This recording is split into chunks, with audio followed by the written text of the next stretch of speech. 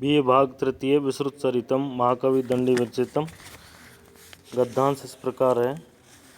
स तथा इत्यधीते शृणोति च तत्रैव जराम गच्छति तत्तु किल शास्त्रम शास्त्रान्तरानुबन्धी सर्वमेव वाङ्मय विदित्वा न तत्त्वतो अधिगम्यते भवतु कालेन बहुना अल्पेन वा तदर्थाधिगति अधिगतशास्त्रेण चादावेव पुत्रोदारमपि न विश्वासस्य आत्मकुक्षेरपि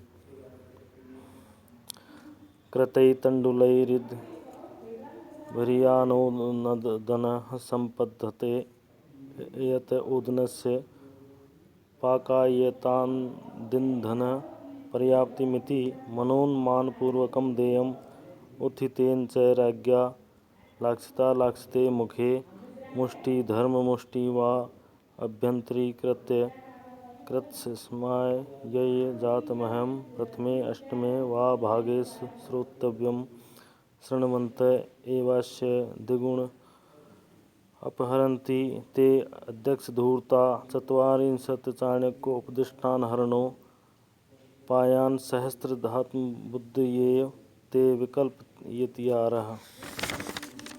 अर्थात जराम वृद्धावस्था को वह धनी व्यक्ति ठीक ऐसा कहकर वह दंड नीति पढ़ने तथा सुनाने लगता है।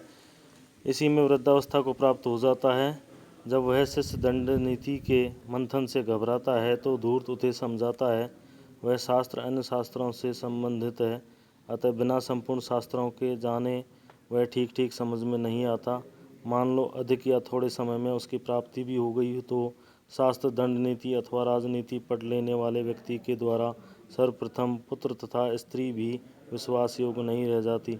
अपने पेट के लिए भी इतने चावलों से इतना भात तैयार होता है, इतने भात को पकाने के लिए इतना ईंधन पर्याप्त है। इस भांति तौल नाप कर वस्तुएं दी जाने लगा करती हैं। सूर्योदय से पूर्व उठकर राजा को धुले अथवा न धुले मुख में ही एक अथवा आधी मुट्ठी अन्न अंदर करके राज्य के संपूर्ण आय व्यय का हिसाब दिन के पहले 8वें पहर में सुनना करता है। चाणक्य द्वारा बतलाए गए हुए चोरी के 40 प्रकार के उपायों को अपनी बुद्धि से हजारों प्रकार का बना लेने वाले वे धूर्त अध्यक्ष उस राजा के सुनते ही सुनते दूना धन अपहरण कर ही लेते हैं।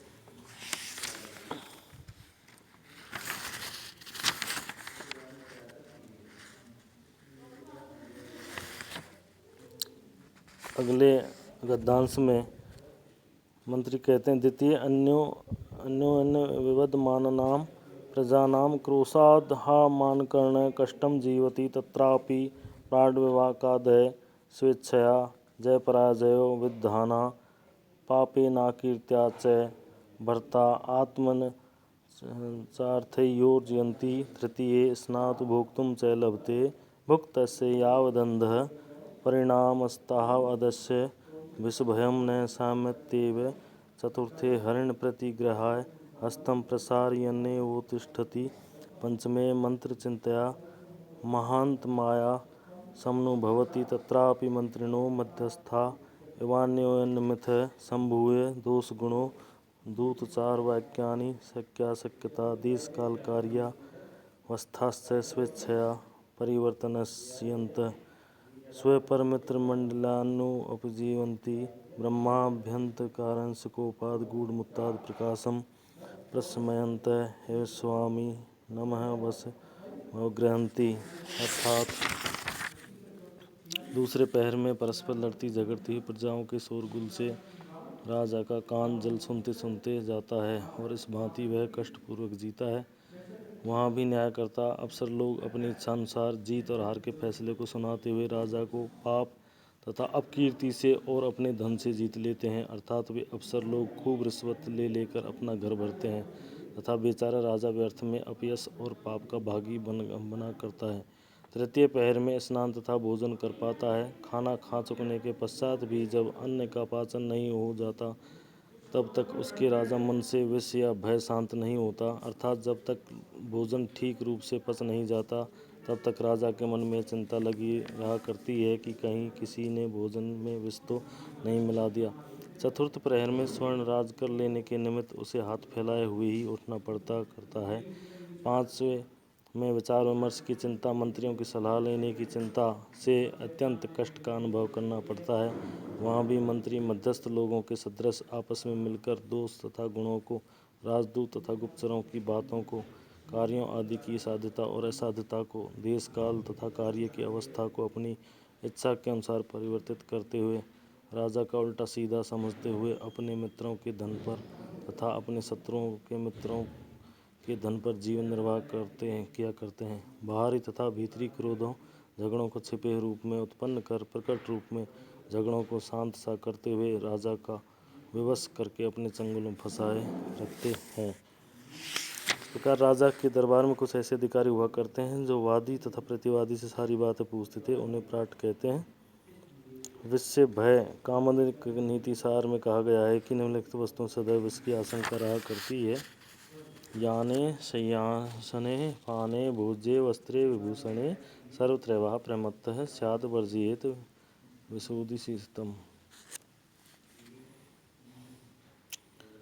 षष्ठे स्वैर्विहारो मंत्रो वा सेव्य सोऽयेतान् स्वैर्विहारकाला यस्य तिसृपादोत्तरा नाडिका। सप्तमे चतुरंगबलप्रत्यक्षणप्रयासः। अष्टमे सेनापतिसखस्य विक्रमचिन्ताक्लेशः पुनरुपास्यैव संध्या। प्रथमे रात्रिभोगो गूढपुरुषा दृष्ट्या तन्मुखेन चातिनृशंसा शास्त्राग्रप्रणिधयो अनुष्ठेया। द्वितीये भोजनानन्तरं श्रोत्रिय एव स्वाध्याय मारभे। तृतीये तूर्यघोषेण संविष्टचतुर्पञ्चमो यतीय किल कथिवास्या जस्रचिन्ता यासविहलमनसो वराकस्य निद्रा सुखमुपनीतः। पुनः षष्ठे शास्त्रचिन्ता कार्यचिन्तारम्भ। सप्तमे तु मन्त्रग्रहो दूताभिप्रेषणानि च। दूतास् नमो भयत्र प्रियाख्यानलब्धान् वीतशुल्कबाधर्मतूनि वाणिज्या वर्धन्ते। कार्ये विद्यमानमपि लेशनो उत्पादा अनवरतं भ्रमन्ति। अर्थात छठे पहर में या तो स्वेच्छापूर्वक विहार करना चाहिए, विहार कर सकता है, अथवा परामर्श संपत्ति का सेवन करना चाहिए।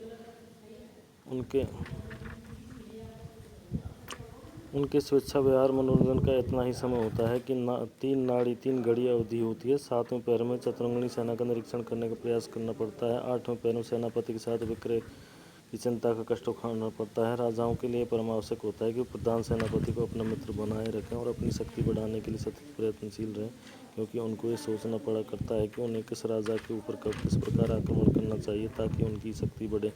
फिर सायंकालीन संध्या पूजा करके रात्रि के प्रथम पहर में गुप्तचरों को देखना चाहिए, अर्थात उनसे मिलकर आवश्यक वार्तालाप किया जाना चाहिए तथा उनके कार्यों को भी देखा जाना चाहिए। उन्हीं के द्वारा अत्यंत क्रूर दुराचारियों के शस्त्र प्रहार, अग्निदाहकों और विषदाओं की गूढ़ चेष्टाओं के प्रतिकार के निमित्त दूत नियुक्त किए जाने चाहिए। दूसरे पहर भोजन के पश्चात वेद पाठी छात्र की भांति वह स्वाध्याय प्रारंभ कर देता है, अर्थात वह पुस्तकें लेकर शास्त्रों का मनन करें। तीसरे पहर वाद्यों के साथ सोया हुआ, चौथे और 5वें तक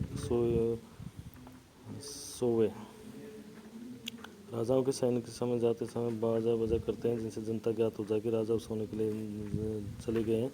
निरंतर चिंता क्लेश से व्याकुल उस बेचारे के पास किस भांति निद्रा का सुख आवे। फिर छठे पहर में शास्त्र का चिंतन करने कार्यों की चिंता अपना प्रारंभ हो जाता है। 7वें पहर में अमात्यों के साथ विचार में नियम करके दूतों को भेजने का कार्य उपस्थित होता है। दूत लोग दोनों स्थानों पर अपने यहाँ और शत्रुओं के यहाँ मीठी मीठी बातों द्वारा प्राप्त किए हुए धन को शुल्क की बाधा से रहित मार्ग द्वारा व्यापार द्वारा वृद्धि का प्राप्त करते हुए कार्यरत होने पर भी छल कपट से नए नए कार्यों की उत्पत्ति कर अथवा कार्यों की व्यवस्था कर निरंतर भ्रमण किया करते हैं। धन्यवाद।